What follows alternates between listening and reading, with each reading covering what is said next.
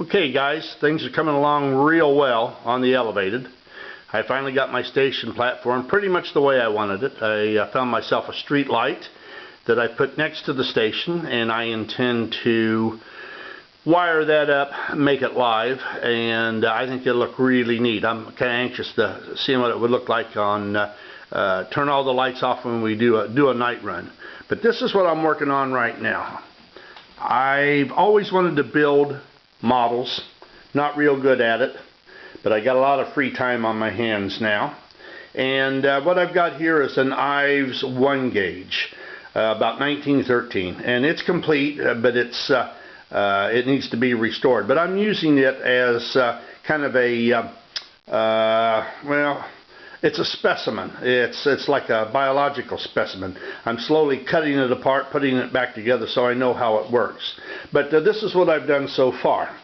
I have bought myself a grizzly sheet metal shear, which is what this is up against right now. And I have unlimited supply of sheet metal, 20 gauge furnace tin. And this right here, the brown one, is the original cattle door. And the one next to it is the one that I fabricated last night out of the sheet metal. Now, the slatting on the other door, the one I made, is slightly bigger than the slatting on the original door. Now, one of the reasons I do that is, as you cut your strips, this is a guillotine style sheet metal shear, and it will have a tendency to stretch your metal a little bit. So if you don't clamp down every piece, it gets a little bit wider or a little bit narrower depending on what you're doing. So I cut it in small pieces, just like this, and there's virtually no distortion.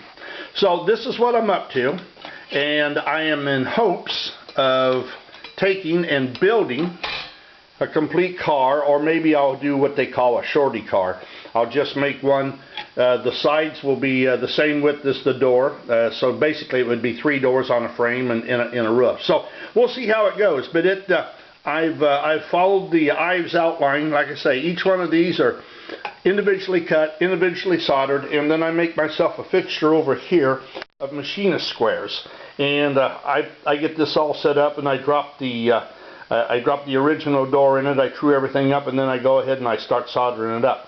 I found out something real quick. This is a 1/4 inch plate steel.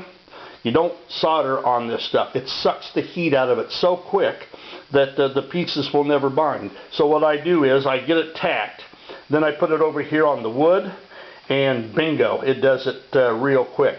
To show you how good this shear is, there is almost a needle thin piece of sheet metal, which I find very dangerous. I can even cut it thinner than that. This shear is absolutely awesome. This is my first door that I did. The slats were a little bit too big for my liking. I then applied rivets, and I'm not going to use this one, but it was my first experiment. I also have been making a stairway to heaven.